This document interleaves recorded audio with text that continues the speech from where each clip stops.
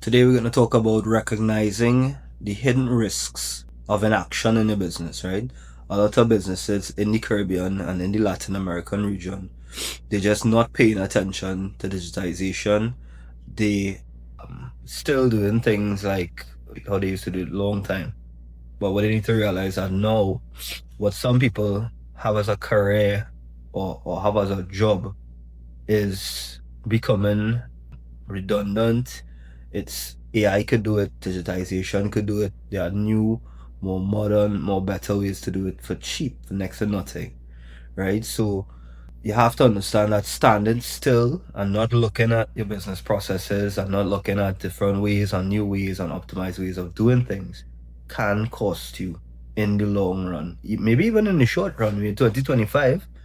So maybe in the short run too, this could cost you business, right? A competitor may be doing the things that you should be doing, or you should be looking at, and they may be taking your market share because they have chosen to look at their business processes, and see how they could do things quicker, faster, leaner, meaner, cheaper.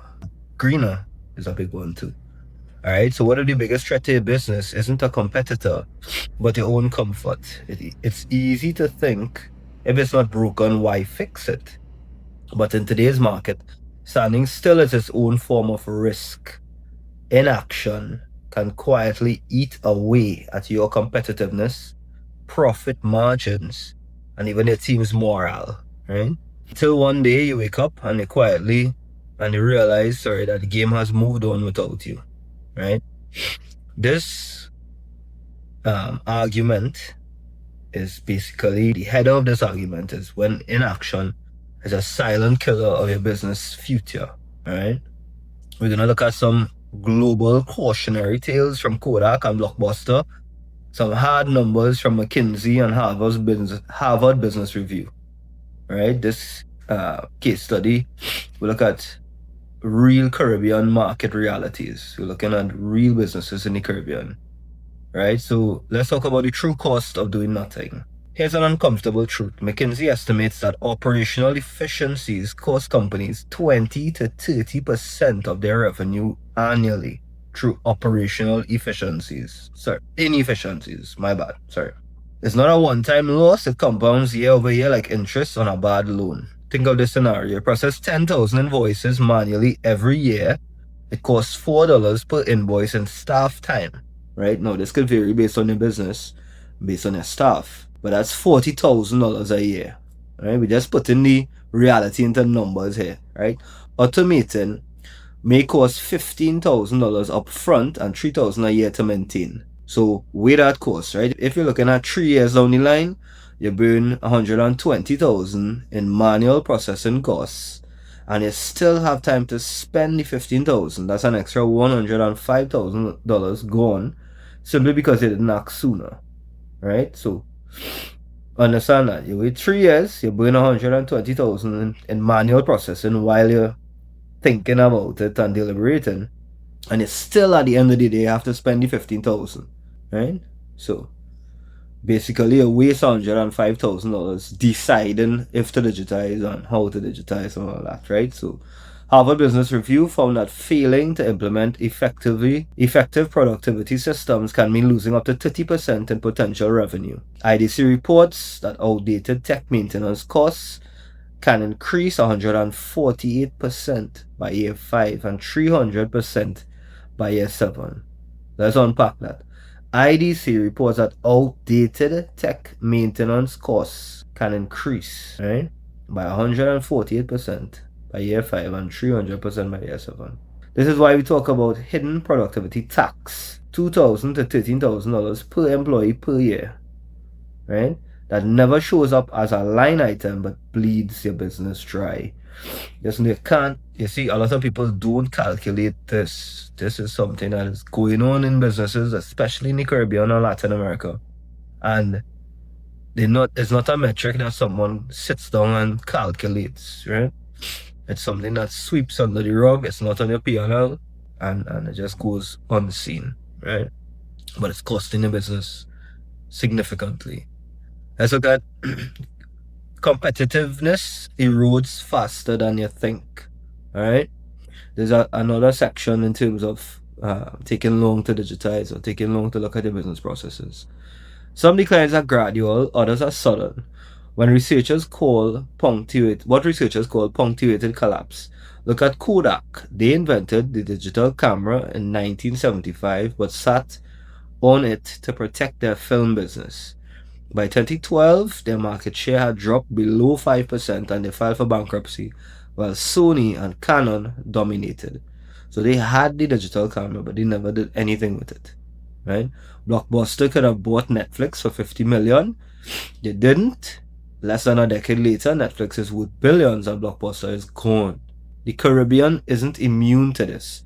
A 2024 Digicel business survey found 60% of regional businesses delayed their digital transformation plans.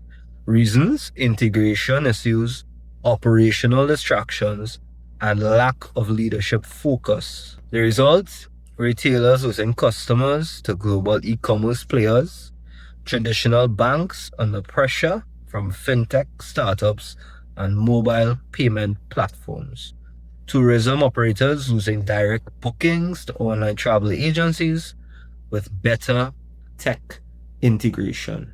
What is that saying? Broken down? It says that because of many Caribbean businesses not looking at digitization, e-commerce, they are losing business not to local competitors, but to international online competitors. Understand? Inaction doesn't keep you where you are, it often pushes you backwards while others sprint ahead. All right. So we're looking at the human costs now, morale and talent drain. So what are the costs to your employees or to your workers and management team? What is the cost that you're paying? Gallup reports that US employee engagement dropped 31% in 2024. A major driver: career stagnation and lack of innovation. When employees see no progress, high performers leave for more dynamic workspaces, morale drops, cynicism creeps in, nothing ever changes here, is the statement. But here's the twist: poorly managed change can hurt morale just as much. 71% of employees say they feel overwhelmed by the volume of change at their jobs. This is why the goal isn't just more change, it's smarter change. Improvements must be paced and supported so they build confidence, not burnout. Right? You need making changes, no problem. But you can't, I always say this, I'm saying this at the Supply Chain Expo, right? You can't just slap AI onto a business and expect it to provide results and expect your employees to be working magic. It doesn't work like that. What it is, you look at your business process end to end. You break it down into the different parts of the processes. So you have procurement process, sales process, T process, HR process, HSE process, doesn't matter. You look at the problem areas here, you map out your process, you look at where you could optimize, where you could take out, where you could add in, whatever the case is, right? Elon Musk says, look at your process, take out some of the parts of your process. And if you don't have to, take out at least 10%. And if you don't have to put back in parts of your process, you haven't taken out enough, right? Then you digitize. You look at where the manual steps are, you look at what you could change into a digital platform or a simple digital replacement, right? Then you add AI to automate those repetitive tasks that someone is doing day after day, right? This not only is the smarter way to do it, it's the more effective, efficient way to do it. It wouldn't cause your employees to feel, one, that they're stagnated, and two, that they're overwhelmed. They have the opposite ends of the spectrum, right? Right. So four, when waiting is a smart play, right? This is when to pause and think before you make a move to digitize, right? Now, let's be fair, inaction isn't always bad. Sometimes it's a deliberate strategy. Sometimes you're doing it for a reason.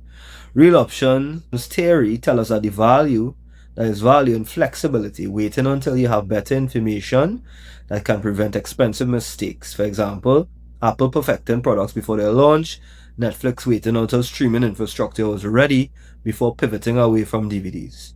In stable markets, with high customer loyalty, a slow and steady approach can avoid price wars and keep margins healthy. And if your team is change fatigue, a pause can help them absorb past improvements before launching onto the next big shift. The fast follower strategy can also work, like Samsung and Google and smartphones. I think Apple take the risk, then enter refinements. A danger is knowing the difference between strategic patience and passive inertia. One is a choice, and the other is denial, or I might know, procrastination. So you need to be careful. Yes, there is time to be strategic, right? And there's sometimes it's just you procrastinating and fearful and things like that, right? Section 5, a decision framework for leaders. To decide whether to act now or wait is to ask market dynamics. Are we facing slow change or rapid disruption? Organizational readiness. Can our people handle the major change now? These are questions you need to ask yourself. Competitive position. Are competitors gaining ground? Right? Sorry. Financial impact. What is the ROI of acting now versus the net present cost of an action? Remember that the value of money today, the value of a dollar today, will change next year. It decreases, right? So that's what it's called a net present value. So understand that the value of your money will be less next year. So things that may cost a certain amount now to do next year will cost more. Definitely, right? Inflation, whatever. It's just in the present value of investment is based on your value now, right? Are we ready to lead and sustain the change? Make sure your leader is ready as well, too, right? Right. Closing in Caribbean SMEs, the path forward often means investing in digital literacy, starting with phased high impact pilots, building foundational digital infrastructure, embracing e-commerce and diversifying channels, and fostering adaptive leadership and change ready cultures, right? Start with a phase, high impact pilot, say start in a phase manner, build foundational digital infrastructure, embrace e-commerce and diversifying channels, and foster adaptive leadership and change ready cultures, right? Your culture is very, very important. Remember, you're not competing with where your industry is today, you're competing with where it will be in a few years. Every month you wait is a month your competitors are becoming faster, cheaper, and more appealing to your customers. The question isn't whether you can afford to change, it's whether you can afford not to. If this conversation hit home, share,